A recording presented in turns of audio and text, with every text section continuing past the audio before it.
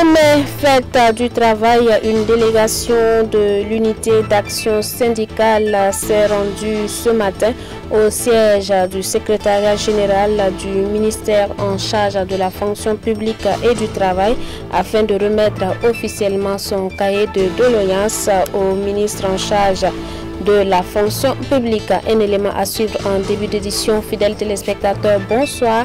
Merci de nous suivre pour ce 19h30 de ce jeudi. Sans transition, ce jeudi matin 1er mai, une délégation de l'unité d'action syndicale composée d'une vingtaine de personnes s'est rendue au siège du secrétariat général du ministère de la fonction publique, du travail et de la protection sociale pour remettre officiellement son cahier de doléances au ministre Mathias Traoré, qui promet que ces doléances seront examinées. Plus de détails avec Habibalay Bourema. Comme à l'accoutumée, chaque 1er mai de l'année, UAS, Unité d'action syndicale, remet un cahier de doléances dans lequel sont énumérées un certain nombre de préoccupations au ministre en charge du travail. Nous restons convaincus qu'une marche de l'UAS se déroule sans perturbation, comme cela a toujours été le cas jusque-là, et qui aboutit à la remise de la plateforme revendicative et à l'avantage de l'UAS, certes, mais aussi du gouvernement et du pays.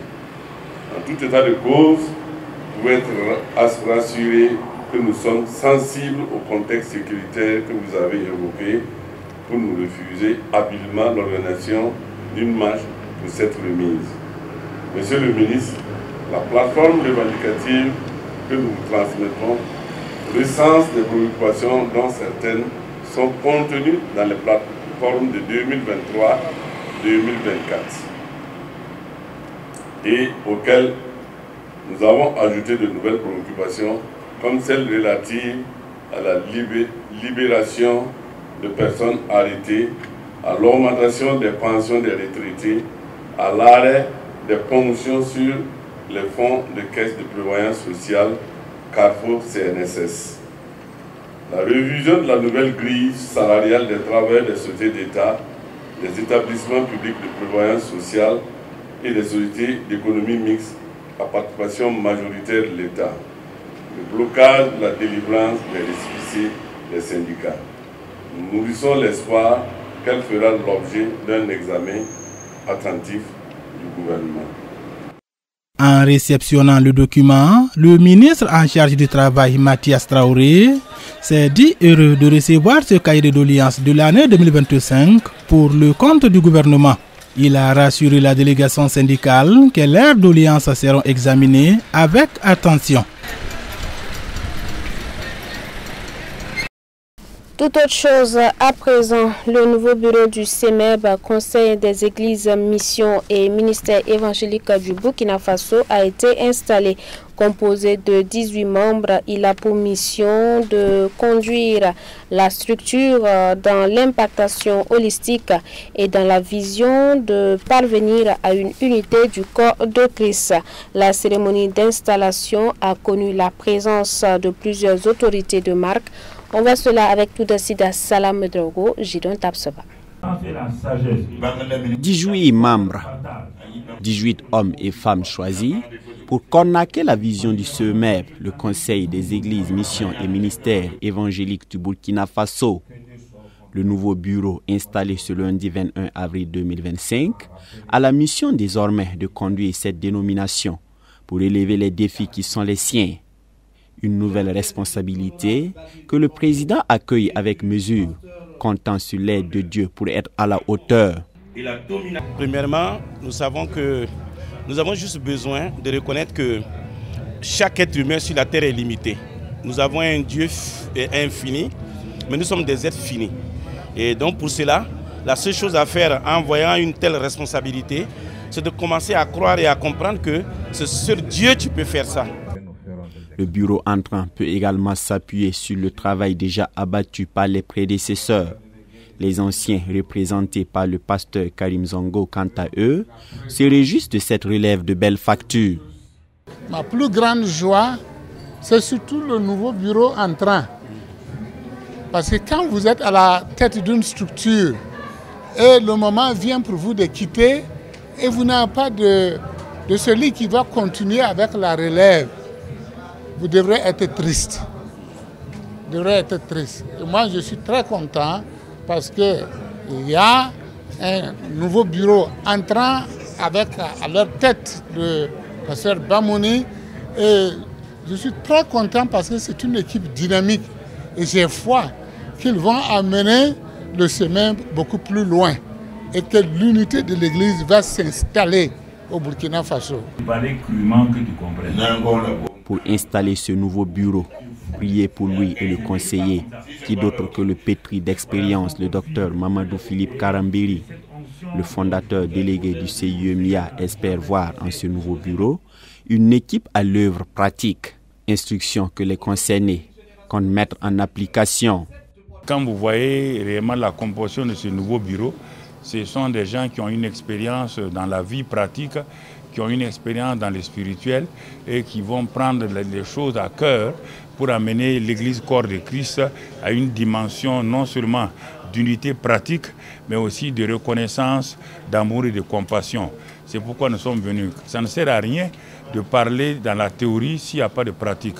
Et je crois que ce nouveau bureau va, comme le docteur Karim l'a dit, va continuer à exercer donc son autorité, mais surtout son amour et sa compassion.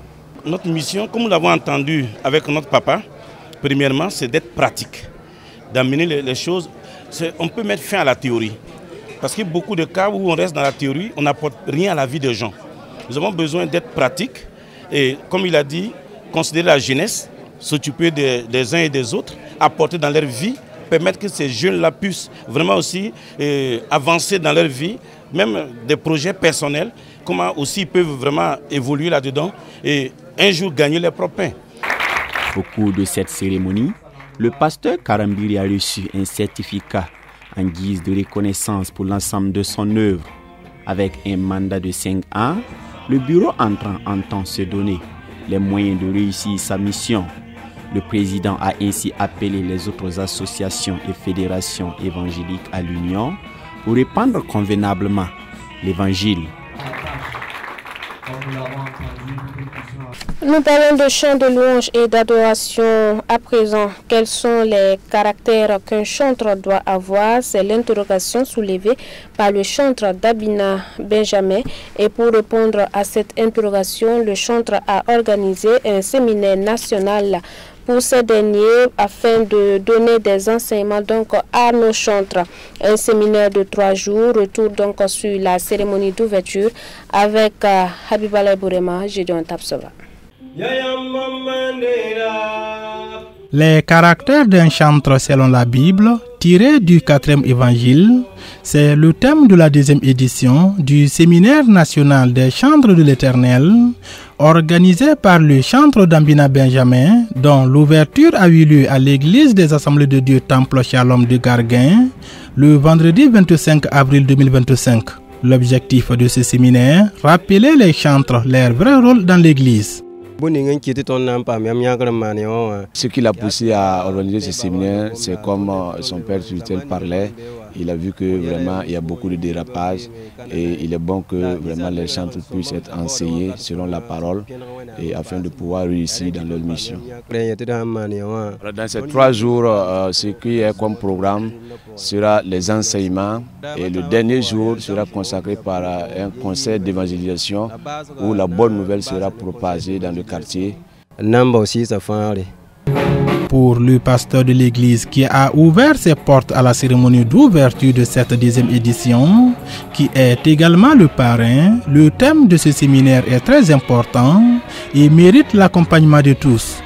Ce qui m'a vraiment motivé à accompagner le chantre, c'est que dans ces derniers temps, nous voyons beaucoup de dérives dans la vie des chantres. Donc, quand il a eu la vision, en tout cas, d'organiser ce séminaire pour que tous ceux qui sont engagés dans la louange et l'adoration du Seigneur puissent vraiment connaître ce qu'ils peuvent faire et la louange et l'adoration selon la parole de Dieu. En tout cas, j'ai été vraiment content et je n'ai pas hésité de l'accompagner parce que c'est vraiment une œuvre vraiment utile et qui est la bienvenue, surtout dans ces derniers temps.